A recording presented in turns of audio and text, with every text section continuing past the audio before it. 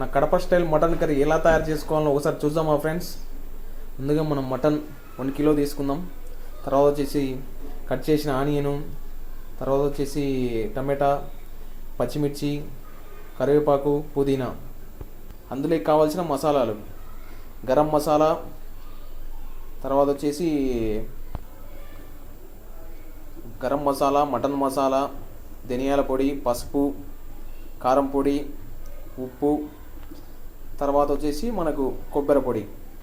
కుక్కర్లో చేసుకుంటే చాలా ఈజీగా అవుతుంది ఫ్రెండ్స్, ఎందుకంటే తొందరగా ఉడికేస్తుంది, బాగా ముక్క కూడా బాగా ఉడుకుతుంది, మనకు మసాలాలు కూడా బాగా పడతాయి. పచ్చిమిర్చి ఫస్ట్ తరిగిన పచ్చిమిర్చి, తర్వాత ఆనియన్స్ ఇలా 1 నిమిషం డీప్ ఫ్రై అయిన తర్వాత కొద్దిగా ఆనియన్స్, పచ్చిమిర్చి, తర్వాత మనం టమాటా పండ్లు ఒక 5 మినిట్స్ బాగా డీప్ ఫ్రై అయిన తర్వాత మనం చెప్పడం మర్చిపోయాం కానీ అల్లం వెల్లుల్లి పేస్ట్ వేసుకోవాలి ఫ్రెండ్స్. 2 టేబుల్ స్పూన్స్ వేసుకొని అల్లం వెల్లుల్లి పేస్ట్ కొద్దిగా బాగా పచ్చివాసన వెళ్ళిపోయేంత వరకు మనం అలా ఒక 2 మినిట్స్ కలబెట్టుకోవాలి. బాగా స్మెల్ వచ్చిన తర్వాత అల్లం వెల్లుల్లి పేస్ట్, కొద్దిగా కరివేపాకు, తర్వాత పుదీనా వేసుకోవాలి ఫ్రెండ్స్. బాగా శుభ్రం చేసుకునే మటన్ ఇందులో వేసుకోవాలి ఫ్రెండ్స్. తర్వాత తగినంత ఉప్పు వేసుకోవాలి ఫ్రెండ్స్. తర్వాత పసుపు.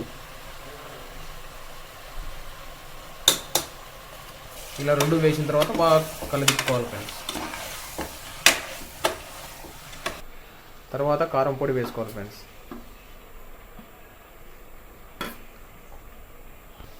మేము కొద్దిగా కారం పొడి ఎక్కువ తింటాం గైస్, రాయలసీమ కదా, మనం గట్టిగా తింటాం. మీకు కావాలంటే తక్కువ కూడా వేసుకోవచ్చు కారం. తర్వాత గరం మసాలా, తర్వాత ధనియాల పొడి, తర్వాత మటన్ మసాలా వేసుకోవాలి ఫ్రెండ్స్. తర్వాత కొబ్బరి పొడి.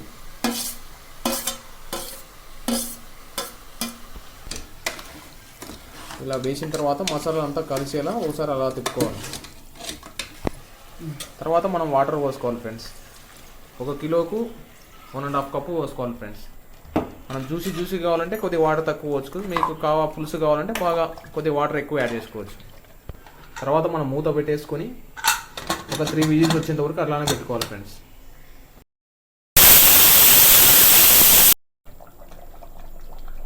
చూడండి ఫ్రెండ్స్, మళ్ళీ ఉడకబెడుతున్నాం. 3 విజిల్స్ అన్నాం కానీ బట్ ఏంటంటే ఇది ఉడకలేదు.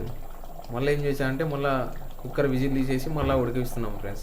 మినిమం ఒక 5 విజిల్స్ అయితే పెట్టుకోండి, ఖచ్చితంగా ఉడుకుతుంది. ఇది ఏంటంటే ముదురుది.